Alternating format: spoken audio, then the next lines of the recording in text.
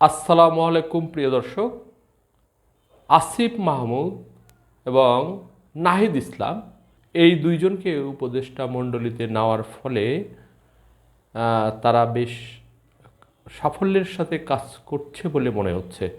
উপদেষ্টা পরিষদের অভ্যন্তরে যেমন তাদের একটা বিশেষ কি আছে, এবং তারা গোটা ছাত্র আন্দোলনের যে চেতনা সেটাকে ধারণ করে এবং সেটাকে সামনে নিয়ে তারা এই লড়াইকে দুই ছাত্রনেতা এগিয়ে চলছে, যার কারণে ডক্টর মোহাম্মদ ইউনূস তাদের প্রতি অত্যন্ত প্রীত। ডক্টর মোহাম্মদ ইউনূস মনেই করে যে ছাত্র আন্দোলনের নেতৃত্ব যারা দিয়েছে এবং গোটা ছাত্র সমাজ এরকম ফাঁসিবাদী এবং দুঃশাসনের যে অবসান যারা করতে পেরেছে তারা গোটা রাষ্ট্রটাকেও এগিয়ে নিয়ে যেতে পারবে। সেখান থেকেই সে বাস্তবে কর্মকাণ্ডকে ছাত্র নেতাদের অনুকূলেই দেখছে। সেই কারণেই প্রধান উপদেষ্টার বিশেষ সহকারী হলেন সমন্বয়ক মাহফুজ।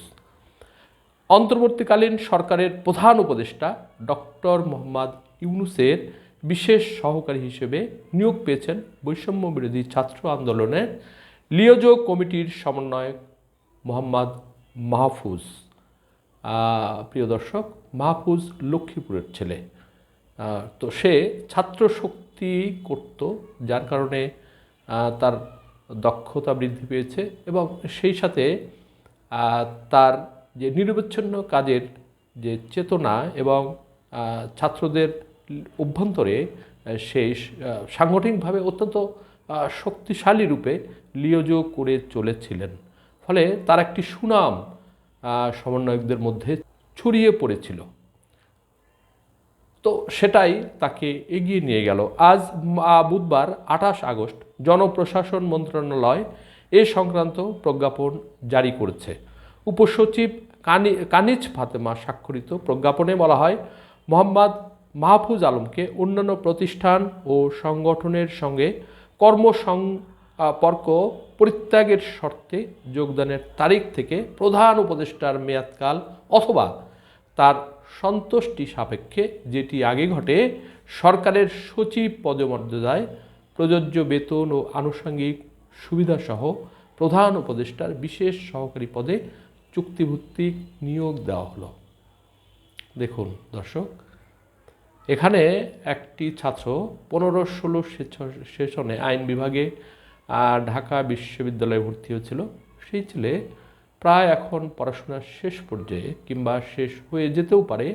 এই অবস্থায় সে দ্রুত এরকম পদমর্যাদায় একটি চাকরি পেলেন নিয়োগ ভিত্তিক। তারা সত্যিকার অর্থে রাজনৈতিকভাবে যে এগিয়ে যাবেন, দেশটাকে একটা তাদের নিজের মতো করে এগিয়ে নেবেন, সেটা কিন্তু বোধগম্য হয়।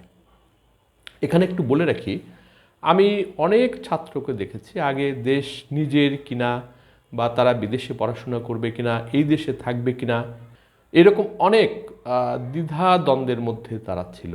আমি যেটা লক্ষ্য করেছি, এই আন্দোলনকে সামনে নিয়ে বা তারা এই আন্দোলন করার ফলে দেশের প্রতি তাদের মমত্ববোধ, ভালোবাসা, দেশপ্রেম এটা অত্যন্ত বৃদ্ধি পেয়েছে এবং তারা মনেই করে পৃথিবীতে তাদের অন্য কোনো দেশ নেই বাংলাদেশ ছাড়া। ফলে এই দেশটাকেই গড়ে তুলতে হবে, এরকম চেতনা আমি তাদের মধ্যে লক্ষ্য করেছি। তো যাই হোক বন্ধুরা, এখানে আর একটু দেখুন, এই নিয়োগের অন্যান্য শর্ত অনুমোদিত চুক্তিপত্রের মাধ্যমে নির্ধারিত হবে। মাহফুজ আলম ঢাকা বিশ্ববিদ্যালয়ের আইন বিভাগের 15-16 শিক্ষাবর্ষের শিক্ষার্থী ছিলেন। ইনি ডক্টর আসিফ নজরুলের যে সরাসরি ছাত্র সেটা বোঝাই যাচ্ছে। বৈষম্য বিরোধী ছাত্র আন্দোলনের লিওজো কমিটির সমন্বয়ক মাহফুজ আলমের বাড়ি লক্ষ্মীপুর জেলার রামগঞ্জ উপজেলার ইসাপুর গ্রামে। তিনি ছাত্র সংগঠন গণতান্ত্রিক ছাত্র শক্তির তাত্ত্বিক নেতা হিসেবে ক্যাম্পাসে পরিচিত। প্রিয় দর্শক, এখানে কিন্তু আরও দুইজন, আসিফ মাহমুদ, সজীব ভুইয়া এবং নাহিদ ইসলাম, এই দুইজনই কিন্তু কেন্দ্রীয় ছাত্র শক্তির নেতা। তো আরেকজন নেতা এখানে যুক্ত হলেন। এর আগে 12 আগস্ট অন্তর্বর্তীকালীন সরকারের প্রধান উপদেষ্টার বিশেষ সহকারী হিসেবে নিয়োগ দেওয়া হয় সাবেক সচিব আলী ইমাম মজুমদারকে। পরে তাকে উপদেষ্টা হিসেবে অন্তর্বর্তী সরকারে যুক্ত করা হয়। 24 আগস্ট অবসরপ্রাপ্ত লেফটেন্যান্ট জেনারেল আব্দুল হাফিজকে প্রধান উপদেষ্টার বিশেষ সহকারী হিসেবে নিয়োগ দেওয়া হয়। তিনি প্রতিরক্ষা ও জাতীয় সংহতি উন্নয়ন বিষয়ক দায়িত্ব পালনে উপদেষ্টাকে প্রয়োজনীয় সহায়তা করবেন।